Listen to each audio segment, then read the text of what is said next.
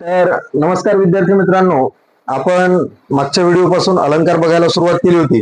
तर अगोदरच्या व्हिडिओमध्ये मी तुम्हाला अलंकार म्हणजे काय, तो कशा पद्धतीने कवितेमध्ये ओळखायचा याच्याविषयी डिटेल सांगितलेले आहे. तर याच्यावर जास्त न वेळ घालता लगेच आपण अलंकाराला सुरुवात करू.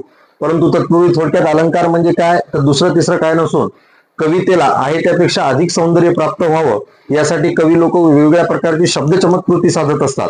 त्यालाच आपण इंग्लिशमध्ये फिगर ऑफ स्पीच किंवा मराठीमध्ये त्याला आपण अलंकार असं म्हणत असतो. अगोदरच्या व्हिडिओमध्ये आपण 5 अलंकार बघितले: सिमिली, मेटाफॉर, पर्सोनिफिकेशन, हायपरबोल आणि अँटिथिसिस. आजच्या व्हिडिओमध्ये परत एकदा महत्वाचे 5 अलंकार बघणार आहोत. तर पहिला अलंकार बघायला आपण अलिटरेशन. आता अलिटरेशन याला मराठीमध्ये अनुप्रास म्हणतात. तर अलिटरेशन अलंकार म्हणजे काय, तर एखाद्या कवितेच्या ओळीमध्ये एकच अक्षर किंवा इंग्रजीतलं एकच अल्फाबेटनं सुरुवात झालेला शब्द जर पुन्हा पुन्हा पुन्हा पुन्हा जर त्याच्यामध्ये जर येत असेल तर अशा वेळेस त्या कवितेच्या ओळीमध्ये अलिटरेशन अलंकार होत असतो. आता तुम्हाला उदाहरणाच्या सहाय्याने कळेल बघा. He hit his head against the wall, म्हणजे त्यानं त्याचं डोकं भिताडाला हाणून घेतलं, चांगली गोष्ट झाली. अशा पद्धतीचे काही काही कार्यक्रम करणारे कुरापती असतात, काय घेणं नाही आपल्याला त्याच्यावर. आता कवितेच्या ओळीमध्ये काय सांगितलं, ही सुरुवात कशाने झाली, एचनं. हिटची सुरुवात कशाने झाली, एचनं. हिटची सुरुवात कशाने झाली, एचनं. हेडची सुरुवात कशाने झाली, एचनं झाली. म्हणजे एकाच कवितेच्या ओळीमध्ये एकाच अक्षराची जर एखाद्या शब्दाच्या सुरुवातीला जर परत परत जर पुनरावृत्ती होत असेल तर त्या कवितेच्या ओळीमध्ये अलिटरेशन हा अलंकार होत असतो. लक्षात आले अलिटरेशन. अलिटरेशन अलंकाराच्या बाबतीत एकच गोष्ट लक्षात ठेवायची, एकाच अक्षराची एकाच कवितेच्या ओळीमध्ये जर परत परत परत जर पुनरावृत्ती होत असेल तर त्या ठिकाणी अलिटरेशन अलंकार होतो. त्याच्यानंतरचा अलंकार आहे बघा रिपिटेशन. रिपिटेशन अलंकाराला आपण काय म्हणतो, पुनरावृत्ती अलंकार. आता अलिटरेशन पेक्षा थोडासा वेगळा. अलिटरेशन अलंकारामध्ये कशाची पुनरावृत्ती व्हायची, अक्षराची व्हायची.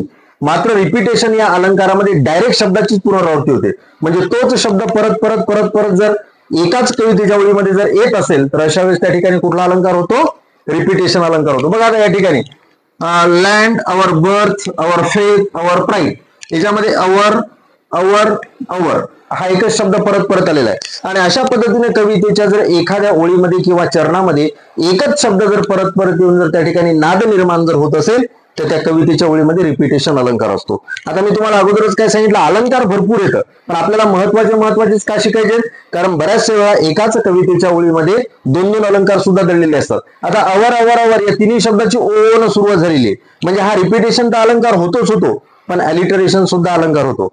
म्हणून एक गोष्ट लक्षात ठेवा, प्रत्येक रिपिटेशन अलंकाराचं उदाहरण हे अलिटरेशन अलंकाराचं उदाहरण असतं, मात्र प्रत्येक अलिटरेशनचं उदाहरण हे रिपिटेशनचं असलं असं सांगता येत नाही. आता इथे एक दुसरं उदाहरण सुद्धा मी तुम्हाला रिपिटेशनचं सांगू शकतो. जसं की my love is like a red red rose, म्हणजे माझं प्रेम हे लाल लाल गुलाबाच्या फुलावानी आहे. उन्हात बहुतेक जास्त हिंडलं काय करून याचं प्रेम, त्याच्यामुळे लाल झाले.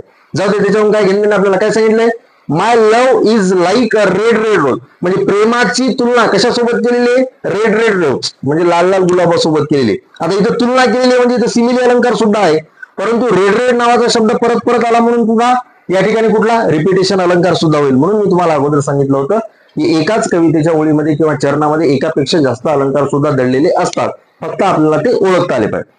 त्याच्यानंतरचा जो तिसरा अलंकार आहे त्याला क्लायमॅक्स अलंकार म्हणतो, मराठीमध्ये आपण त्याला सार अलंकार म्हणतो. आता क्लायमॅक्स अलंकार म्हणजे काय, कवितेच्या एखाद्या ओळीमध्ये किंवा कवितेच्या एखाद्या चरणामध्ये घटना ह्या जर समजा चढत्या क्रमाने आल्या असतील, कशा क्रमाने आल्या असतील, चढत्या क्रमाने आल्या असतील. चढता क्रम उतरता क्रम तुम्हाला माहिती आहे. चढत्या क्रमाने म्हणजे लहानापासून सुरुवात झाली असेल आणि मोठ्यापर्यंत जर अशा जर होत गेलेल्या असतील तर अशा वेळेस त्या कवितेच्या ओळीमध्ये कुठला अलंकार असतो, क्लायमॅक्स अलंकार असतो. आता बघा, tidy hinched, tidy finched, tidy broke his knows.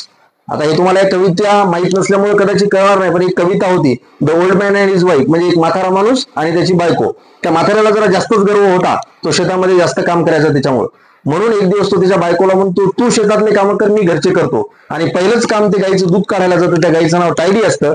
त्या गाईला त्या म्हातारीची सवय लागल्यामुळे म्हाताऱ्याला ती काय करते, एकदा इशारा देते, टायडी हिंच्ड, म्हणजे टायडी थोडीशी बाजूला सरकते. नंतर टायडी फिंच्ड, टायडी पुन्हा बाजूला सरकते. पण हे म्हातारं काय ऐकायला तयार नाही, ते पुन्हा पुन्हा जाऊन त्या गाईजवळ बसू लागलं. मग शेवटी त्या टायडीचा नाईलाज होतो आणि अशी काही एक लाख नाकाडावर घालते त्याच्या की त्याचं नाकच फोडून टाकते. म्हणजे टायडी ब्रोक हिज नोज. म्हणजे घटना कशा घडल्या, एकदम घडल्या का नाही, तिने इशारा दिला, टायडी हिंच्ड, टायडी फिंच्ड, टायडीचा जोरात, आणि टायडी ब्रोक हिज नोज. म्हणजे अशा पद्धतीने एखाद्या कवितेच्या ओळीमध्ये किंवा चरणामध्ये जर घटना ह्या चढत्या क्रमाने जर आल्या असतील तर त्या कवितेच्या ओळीमध्ये क्लायमॅक्स अलंकार होतो. आता याच कवितेच्या ओळीमध्ये रिपिटेशन अलंकार सुद्धा होऊ शकतो. कशामुळं, कारण टायडी टायडी टायडी हा शब्द परत परत आलेला आहे. म्हणजे अशाच पद्धतीने जर परत परत शब्द आला असेल तर रिपिटेशन पण होतो, आणि जर अशा पद्धतीने घटना त्या चढत्या क्रमाने आल्यामुळे या ठिकाणी क्लायमॅक्स सुद्धा अलंकार होतो. आता क्लायमॅक्स अलंकारामध्ये घटना चढत्या क्रमाने आल्या, त्याच्या विरोधी अलंकार जो अँटी क्लायमॅक्स त्याला प्रतिसार म्हणतात. क्लायमॅक्स म्हणजे सार, अँटी क्लायमॅक्स म्हणजे प्रतिसार. आता इथं घटना काय होतात, उतरत्या क्रमानं, म्हणजे मोठ्या घटनेपासून सुरुवात होते आणि लहान्या घटनाकडे काय होते त्याचा कल होतो. बघा त्याचं उदाहरण बघा, अँटी क्लायमॅक्सचं ही सोअर म्हणजे त्यानं वचन घेतलं किंवा त्यानं शपथ घेतली. कशाची शपथ घेतली? बाय द सन, कोणाकडून घेतली? सूर्याकडून, द मून चंद्राकडून, अँड द स्टार आणि चांदण्याकडून. आता याच्यात जर बघितलं तर सगळ्यात मोठा कोण आहे? सूर्य आहे. सूर्यापेक्षा लहान कोण आहे? चंद्र आहे. आणि चंद्रापेक्षा लहान कोण आहे? चांदणे आहे. अशा पद्धतीने कवितेच्या ओळीमध्ये किंवा चरणामध्ये काही घटना ह्या जर उतरत्या क्रमाने जर आल्या असतील तर त्या कवितेच्या ओळीमध्ये अँटी क्लायमॅक्स किंवा मराठीमध्ये ज्याला आपण प्रतिसार म्हणतो हा अलंकार होतो. त्याच्यानंतर पाचवा जो अलंकार आहे त्याला ओनोमोटोपिया म्हणतात. ओनोमोटोपिया म्हणजे ध्वनी अनुकरणात्मक अलंकार. आता ध्वनीमध्येच या शब्दामध्येच या अलंकाराचा अर्थ दडलेला आहे. जर समजा एखाद्याच्या कवितेच्या ओळीमध्ये किंवा एखाद्या कवितेच्या चरणामध्ये, आता ओळ आणि चरण मधला फरक तुम्हाला लक्षात आला असेल. एकच जर ओळ असेल तर त्याला ओळ म्हणतात, परंतु 2-4 ओळीचं मिळून जे बनत असतं त्याला काय म्हणत असतात? चरण म्हणत असतात. मग भली एखाद्या कवितेच्या ओळीमध्ये म्हणा किंवा चरणामध्ये म्हणा, जर एखादा ध्वनी अनुकरणात्मक म्हणजे आवाज दाखवणारा जर शब्द आला असेल तर अशा वेळेस त्या कवितेच्या ओळीमध्ये कुठला अलंकार होत असतो? ओनोमोटोपिया हा अलंकार होत असतो. उदाहरणार्थ the yellow teeth twittering. The yellow teeth twittering. Yellow म्हणजे पिवळे, टीथ म्हणजे दात, त्याचे पिवळे दात. ट्विटरिंग म्हणजे तट असे करत होते. म्हणजे तटडणे नावाचा एक ध्वनी अनुकरणात्मक ट्विटरिंग नावाचा शब्द याच्यात आलेला आहे. म्हणून या ठिकाणी कुठला अलंकार होईल? त्या ठिकाणी ओनोमोटोपिया अलंकार होईल. किंवा हुश हुश द वॉशिंग मशीन. आता हुश हुश हा आवाज कशाचा येत असतो? वॉशिंग मशीनचा आवाज येत असतो. म्हणजे हुशहुश हा ध्वनिदर्शक शब्द त्या कवितेच्या ओळीमध्ये आला, म्हणून त्या कवितेच्या ओळीमध्ये ओनोमोटोपिया अलंकार होतो. परंतु हुशहुश हा शब्द डबल आला म्हणून तिथं रिपिटेशन सुद्धा अलंकार होतो. म्हणून मी परत परत सांगायला तुम्हाला की महत्वाचे जरी 15-1 जरी अलंकार जर तुम्ही व्यवस्थित जर केले तर तुम्हाला फिगर ऑफ स्पीच नावाचा कुठलाही जरी प्रश्न विचारला तरी त्याच्यावरचं तुम्ही अतिशय समर्पणात्मक उत्तर त्या ठिकाणी देऊ शकता. तर आजचे 5 अलंकार तुम्हाला कळाले. याच्यावरचे जास्तीत जास्त उदाहरणं तुम्ही काय करा, आपल्या कवितेमध्ये शोधा, कवितेच्या ओळीमध्ये बघा की नेमका कुठला अलंकार बसतो.